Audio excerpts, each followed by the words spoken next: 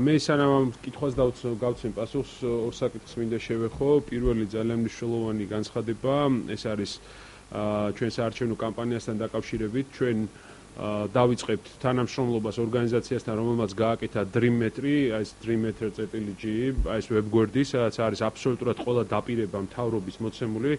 წინა საარჩევნო დაპირება დღეის მდგომარეობით იქ 83 დაპირებიდან მხოლოდ ერთია შესრულებული და ეს ერთი დაპირება არის ამნისტია, სხვა არც ერთი დაპირება ახალ მთავრობას არ შეუსრულებია, რაც მათ გააკეთეს ხალხთან მიმართებაში. ჩვენ აქტიურად გამოვიყენებთ საარჩევნო კამპანიის პროცესში ამ რესურსს, იმიტომ რომ ვფიქრობთ, რომ ზოგადად ეს არის ძალიან კარგი პრეცედენტი იმის, თუ როგორ უნდა აკონტროლოს მთავრობა მოსახლეობამ, როგორ უნდა ვაკონტროლოთ ჩვენ ყველამ ერთად მთავრობა და ამიტომ ჩვენ დაუკავშირდით ამ ორგანიზაციას და ინტენსიურად ვითანამშრომლებთ მათთან და ჩვენს წინა საარჩევნო კამპანიაში გამოვიყენებთ მასალებს, რომელიც იქ არის ატვირთული. ძალიან საინტერესოა, რომ ამ ვებგვერდზე ნებისმიერ ადამიანს შეუძლია დამატებითი მტკიცებულებები წარმოადგინოს, შესრულდა თუ არ შესრულდა ნებისმიერი დაპირება. ასევე შეუძლია იგივე გააკეთოს მთავრობას, თუ ფიქრობს ის, რომ მათ დაპირებები შეასრულეს, მაგრამ თქვათ, ვინმე თulis რომ არ შესრულდა ეს დაპირებები. სამწუხარო რეალობა კი ის არის, რომ 83 დაპირებიდან მხოლოდ ერთი არის შესრულებული,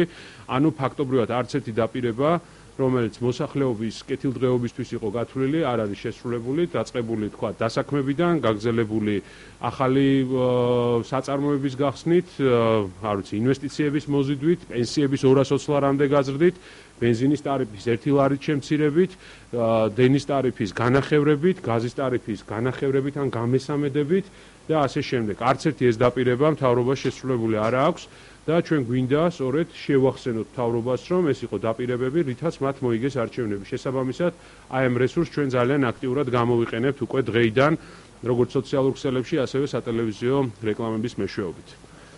მეორე საკითხზე მინდა უბრალოდ სანამ მოვიდოდი, მანამდე იყო ნოდარ ხადურის ბრიფინგი ეკონომიკასთან დაკავშირებით. ცალსახად მინდა ვთქვა, რომ ეკონომიკაში არის ძალიან რთული სიტუაცია, რთული მდგომარეობა და ეს საიდუმლო უკვე აღარავისთვის არ არის.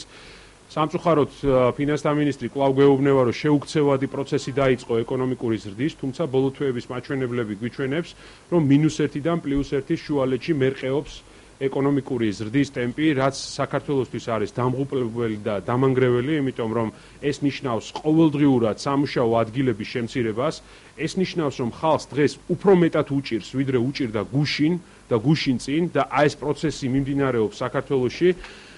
ასევე მინდა გამოვეხმაურო გადასახადების დაბრუნების საკითხს. ნებისმიერი კომპანია, ვისაც შეხება აქვს საგადასახადო სამსახურებთან, ყველა მიცის, რომ DRG-ს დაბრუნება ეს არის ჩვეულებრივი პროცესი. ანუ და ძალიან სამწუხაროა, რომ მხოლოდ ეხლა დაიწყო ფინანსთა სამინისტრომ DRG-ს დაბრუნება და აქამდე თურმე არ აბრუნებდა DRG-ს გადასახადებს შესაბამის კომპანიებს. ასევე პირველად უკვე აღიარა ფინანსთა მინისტრმა, რომ ბიუჯეტში ჩვენ გვაქვს 348 მილიონი გარღვევა, ეს ნიშნავს, რომ საშემოსავლო გადასახადების სახით ვერ მივიღეთ 348 მილიონი, მაგრამ ყველაზე დიდი პრობლემა არის წინაშე დღეს დგას ქვეყანა, ეს არის, რომ წლის ბოლოს ჩვენ გვექნება დაახლოებით 600 მილიონი გარღვევა და აუცილებელი არის მომავალი წლის ბიუჯეტის დაგეგმა და აი მომავალ წელს უკვე სოციალური დანახარჯების დაფინანსებაც კი პრობლემა იქნება ბიუჯეტში. ასევე მინდა გამოვეხმაურო მის განცხადებას, რომ ქამრები შემოიჭირა თითქოს მთავრობამ, რაღაც ეს მათ ავტომობილებს, ახალ ავტომობილებს არ ეთყობა ეს ქამრების შემოჭერა ეთყობა მხოლოდ ინფრასტრუქტურულ პროექტებს. მაგალითად მე გავხდით ჭიათურაში მოსახლეობასთან შეხვედრაზე, გასულ წელს უკვე დაგეგმილი იყო, რომ მაგალითისთვის მანდაეთის მიმართულებით, სოფელი მანდაეთის მიმართულებით უნდა დაგებულიყო გზა და ეს გზა არ დაიგო, დაგეგმილი იყო ასევე ჭიათურა-ხვაშეთის გზის დაგება და არც კი დაწყებულა და ტენდერიც კი არ გამოცხადებულა ამ გზაზე. მთელი საქართველოს მასშტაბით შეჩერებული არის ინდივიდუალური გამრიცხველიანება სოფლებში, შეჩერებული არის ფაქტობრივად გაზიფიცირების პროექტი, რაც ძალიან მნიშვნელოვანი იყო სოფლებისთვის საგზაო მიმართულებით შეჩერებული წყალმომარაგების პროექტები შეჩერებულია თავიდან ბოლომდე, სწორედ ის 100 რაღაც მილიონი დაახლოებით, რაც დაასახელა ფინანსთა მინისტრმა, რომელიც ბიუჯეტში თითქოს აუთვისებლად არის, ეს არის პრობლემა. 100 რაღაც მილიონს დამატებული 348 მილიონი დაახლოებით გამოდის, რომ 500 მილიონის პროექტები საქართველოში არ დაფინანსდა. ეს სწორედ იწვევს აი ამ უზარმაზარ პრობლემებს, რომელიც მოსახლეობას ძალიან სერიოზულად აწუხებს და იწვევს იმ მზარდ უმუშევრობას, რომელიც არის ქვეყანაში.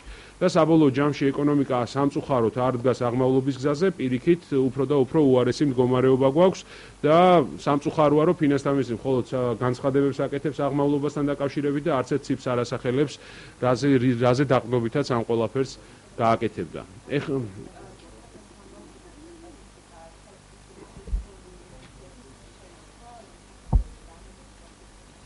საქსტატის ეს მონაცემები არ მინახავს, თუმცა ამ თვემდე ყოველ შემთხვევაში ფაქტობრივად საქართველოში ინვესტიცია არ ჩადებულა.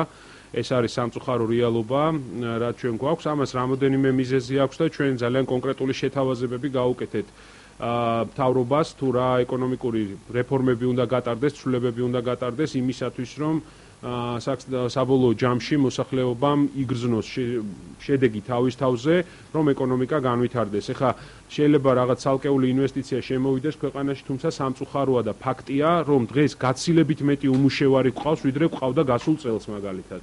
დღეს გაცილებით მეტ ადამიანს უჭირს, ვიდრე უჭირდა გასულ წელს. სოფლებში აი მე იგივე ჭიათურის მაგალითი რო ავიღოთ, ძალიან ბევრი ადამიანი, ვინც დასაქმებული იყო სხვადასხვა მშენებლობებზე, ეს იყო თბილისში თუ სხვა დიდ ქალაქებში, ყველაზე დღეს სახლში არის უმუშევარი და კაპიკი შემოსავალი აღარ აქვს. აი ეს არის რეალური პრობლემა და სამწუხაროა, რომ ქართული ოცნების დეპუტატები და იგივე პარლამენტის წევრები საერთოდ არ ხვდებიან მოსახლეობას და მათ გაჭირვებაზე საერთოდ არ ახდენენ აქცენტს და მხოლოდ ზეპირი ფრაზებით და ზეპირი დაპირებებით გამოირჩევიან. ეხლა ვანო მერაბიშვილის საკითხს რაც შეეხება, ფაქტია, რომ ხელისუფლებამ სცადა და ცალსახად ასე ვთქვათ, მიზანმიმართულად ეს პროცესი გადაიტანა ქუთაისში, სადაც როგორც ჩანს, უფრო ეიმედებოდა მოსამართლის გადაწყვეტილება წინასწარ პატიმრობასთან დაკავშირებით. ისიც ფაქტია, რომ კანონი დაირღვა და არაუფლებამოსილმა მოსამართლემ გამოიტანა საბოლოო გადაწყვეტილება.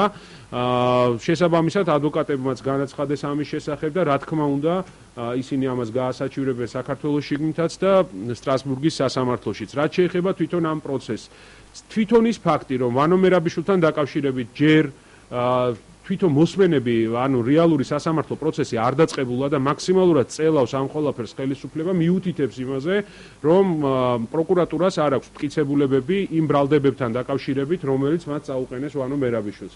თუ არა სხვა რა მიზეზია ამდენი ხანი სასამართლო პროცესების გაწელვის და რამოდენიმეჯერ სასამართლო პროცესის გადადების. უბრალოდ კითხვის ნიშანი დავსვათ. ჩვენ მიგვაჩნია, რომ ძალიან მნიშვნელოვანია, რომ დროულად გაიმართოს სასამართლო პროცესი, რომ ყველა ბრალდებას თავისი პასუხი გაეცეს და შესაბამისად საზოგადოებამ თვითონ თავის თვალით ნახოს, არის თუ არა დამნაშავე ვანო მერაბიშვილი იმ ბრალდებებში, იმ საქმეებში, რაც მას აქვს წაყენებული. სამწუხაროდ დღის მდგომარეობით ვანო მერაბიშვილთან დაკავშირებით სასამართლო პროცესი ჯერ კიდევ არ დაწყებულა, პირველი პროცესი იქნება 12-ში, თუ არ გადადო ისევ პროკურატურამ სასამართლომ ეს ყველაფერი და რაც თავარია პროცესი ჭიანურდება სპეციალურად იმისთვის, რომ მაქსიმალურად გვიან მოხდეს გადაწყვეტილების მიღება ამ საკითხთან დაკავშირებით, რომ არჩევნებამდე საბოლოო პასუხი არ იცოდეს მოსახლეობამ, არის თუ არა დამნაშავე ვანო მერაბიშვილი.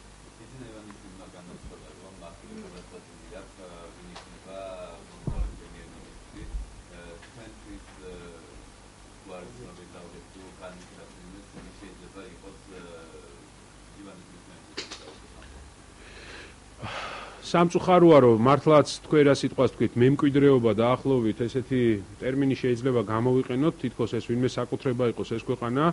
თუ ჩვენს გაგვაცნობს ამ კანდიდატურას, უარს არ ვიტყოდით, ხო? მე მგონი, ცუდი არ იქნებოდა, რომ წინასწარ გქონდეს რაღაც წარმოდგენა მაინც იმ ადამიანზე, ვინც უნდა იყოს ქვეყნის პირველი პირი ფაქტობრივად, ვინც სწორედ ეკონომიკა უნდა გამოიყვანოს კრიზისიდან, ვინც უნდა დაასაქმოს ხალხი და ვინც უნდა შეასრულოს ის დაპირებები, რაც ქართულმა ოცნებამ ასე უხვად გასცა გასული არჩევნების წინ აუმჩევლებისათვის. საერთოდ მე ვფიქრობ, რომ ეს არ არის ნორმალური პროცესი, იმიტომ რომ არჩევნებზე მხარი ხალხმა დაუჭირა სწორედ ბიძინა ივანიშვილს და მის პროგრამას, ამიტომ ცალსახად ნეგატიურია ის ფაქტი, რომ თვითონ ბიძინა ივანიშვილი აპირებს თავი აარიდოს და გაერიდოს იმ დაპირებებს და არ ვიცი, სხვადასხვა, ასე ვთქვათ, შესაძლებლობებზე, გამოსავლებზე გვესაუბრება, სად გააგრძელებს საქმიანობას. ჩვენთვის ცალსახად გეუბნებით მნიშვნელოვანია, რომ მან შეასრულოს ყველა ის დაპირება, რაც მისცა მოსახლეობას. თქვენ უბრალოდ გადით ხალხში და რა შთაბეჭდილება აქვთ მათ იმაზე, როცა ისმენენ, რომ ბიძინა ივანიშვილი აპირებს წასვლას პოლიტიკიდან. პირდაპირ ამბობს მოსახლეობა, რომ მათ ხმა მისცეს სწორედ ბიძინა ივანიშვილს და ის იყო ლიდერი ქართული ოცნების, რომელმაც გაიმარჯვა გასულ წელს არჩევნებში. მათ ხმა არ მიუციათ იმ უცნობი კანდიდატისთვის, რომელიც ჯერ კიდევ არ ვიცით ვინ არის და ვინც გახდება, ასე ვთქვათ, საქართველოს პრემიერ-მინისტრი. ეს ძალიან სამწუხაროა და მე ვფიქრობ, რომ აქ ყველაზე დიდი პრობლემა ჩვენ რაც გვაქვს, ეს არის, რომ დღევანდელ მთავრობას არ აქვს არც ხედვა ქვეყნის განვითარების, არ აქვს გამოცდილება, არც ცოდნა თუ როგორ უნდა განვითარდეს ეს ქვეყანა და შესაბამისად აი ამ პრობლემებს ჩვენ ვეჯახებით სერიოზულად. სადაც არ უნდა გახვიდეთ, ეს იქნება თბილისის უბნები, რეგიონები, სოფლები, ყველგან დაინახავთ, რომ ჩვენ არათუ წინ მივდივართ, არამედ უკან მივდივართ ძალიან სწრაფი ტემპებით. წყალმომარაგების სისტემები არის მაგალითად პრობლემა სხვადასხვა სოფელში. ელემენტარული პრობლემა, რომელიც შეუძლია გამგეობას მოაგვაროს. ისიც კი არ კეთდება. აი ესეთი პრობლემების წინაშე ვდგავართ და ბევრი ამას ეგრეთ წოდებულ კოჰაბიტაციას აბრალებს. მე ამაზეც მინდა ცალსახად თქვა, რომ საქართველოში კოჰაბიტაცია არ არსებობს. კოჰაბიტაცია არის, როცა ჩვენ ვთავაზობთ რაღაც საკითხს, მაგალითად იგივე ეკონომიკასთან დაკავშირებით, დავჯდებით ერთად და რაღაც საერთო სტრატეგიას შევემუშავებთ ეკონომიკური კრიზისიდან გამოსვლის. მაგრამ კოჰაბიტაცია იმას არ ქვია, როცა შენ არ გისმენენ, არ ითვალისწინებენ შენ აზრს და მხოლოდ თვითონ რასაც ფიქრობენ, იმას აკეთებენ. ეხლა უნდათ რომ ეგრეთ წოდებულ კოჰაბიტაციას დააბრალონ ყველაფერი. საქართველოში კოჰაბიტაცია სამწუხაროდ არ არის დღეს რეალურად. პრეზიდენტი თავისი უფლებამოსილებებით ვერანაირად ვერ ჩაერევა მთავრობის საქმიანობაში, ყველამ კარგად ვიცით და ის საკონსტიტუციო ცვლილებები, რასაც გვეუბნეოდნენ ჯერ კიდევ გაზაფხულზე, რომ ის იყო თურმე ყველაზე მნიშვნელოვანი იმისათვის, რომ ქვეყანას ნორმალური განვითარება გაეგრძელებინა, ეხლა უკვე წინასაარჩევნოდ შეუსრულებელი დაპირებებით ქართული ოცნება გამოდის და ამბობს, რომ კოჰაბიტაცია უშლის ხელს. პირდაპირ და ხმამაღლა მინდა ვთქვა, საქართველოში კოჰაბიტაცია არ არსებობს. არ არის, რადგან არავინ არ უსმენს საღ აზრს, არავინ არ ითვალისწინებს საღ რეკომენდაციას. სწორედ ამიტოა, რომ ჩვენ სწრაფი ტემპებით უკან მივდივართ.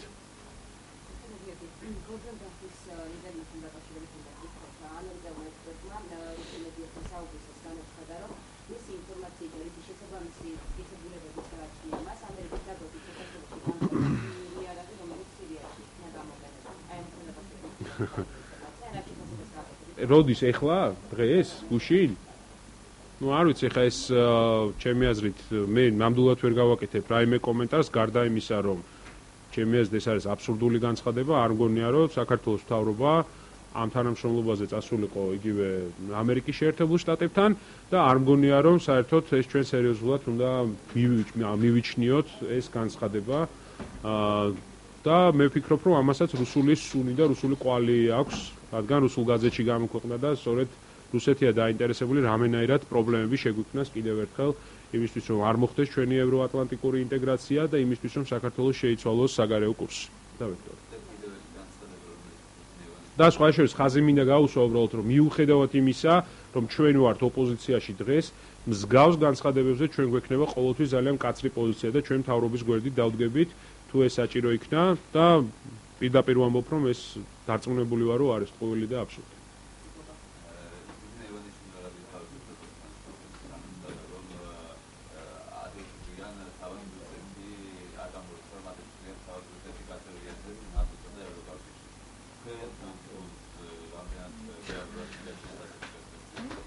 ვინ განაცხადა?